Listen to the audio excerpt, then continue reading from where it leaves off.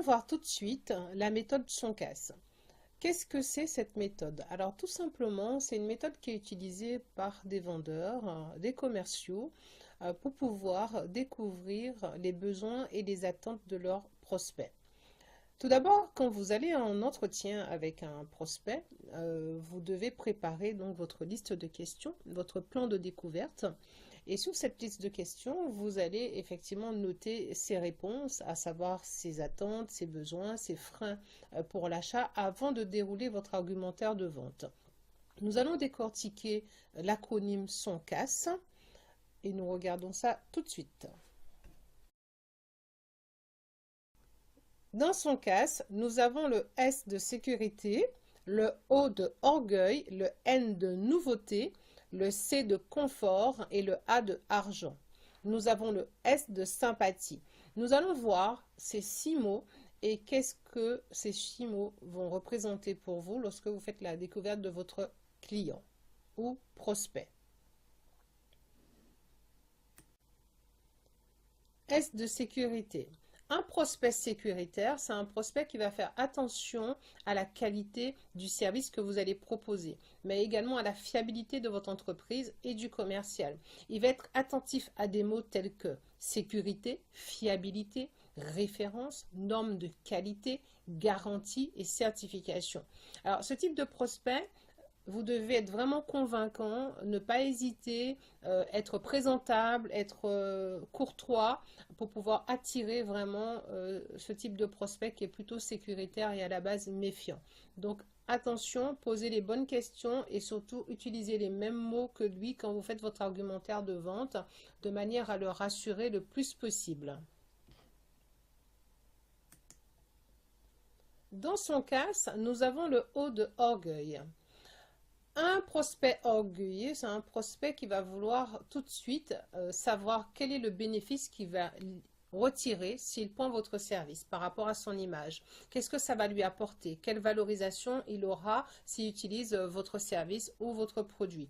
Il va falloir faire attention aux mots que vous allez utiliser puisque c'est une personne qui va vouloir être un client privilégié, il va vouloir faire partie des clients VIP.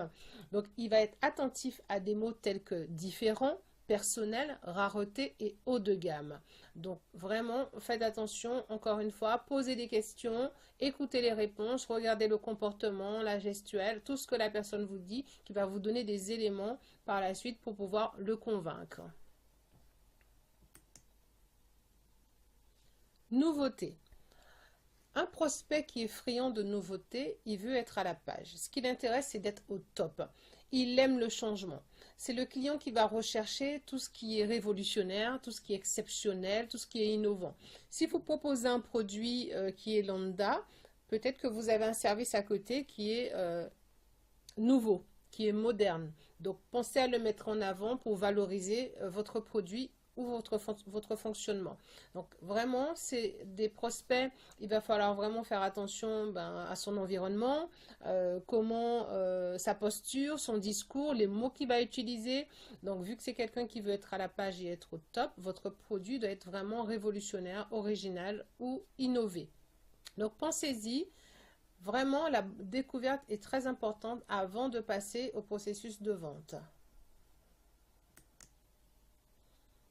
Ensuite, nous avons le C de confort. Un client ou un prospect qui est plutôt confort, ce qui va l'intéresser, c'est la facilité d'utilisation. Il ne veut pas être embêté, il ne veut pas être ennuyé, ce qu'il veut, c'est gagner du temps. Il faut que le produit soit le plus simple possible. En tout cas, dans la présentation, vous devez être beaucoup plus concis et lui montrer que c'est facile d'utilisation, que ça ne va pas changer sa façon de vivre ou son organisation habituelle. Ce qui l'intéresse, c'est le confort. Donc, il va être attentif à des mots tels que quiétude, agréable, assistance, accompagnement, tranquille. Et pour ce faire, vous devez vraiment être vigilant en posant les bonnes questions et en utilisant les mots qu'il va vous donner pour pouvoir le convaincre. Donc, pensez-y, lui, il veut la facilité. Donc, appuyez sur l'assistance. Si vous avez un service d'accompagnement, vous appuyez également sur ce service d'accompagnement pour qu'il soit plus rassuré. Nous avons le A de argent. Un prospect qui est soucieux de l'argent, c'est un prospect qui veut faire des bonnes affaires. Ce qui l'intéresse, c'est de faire des économies.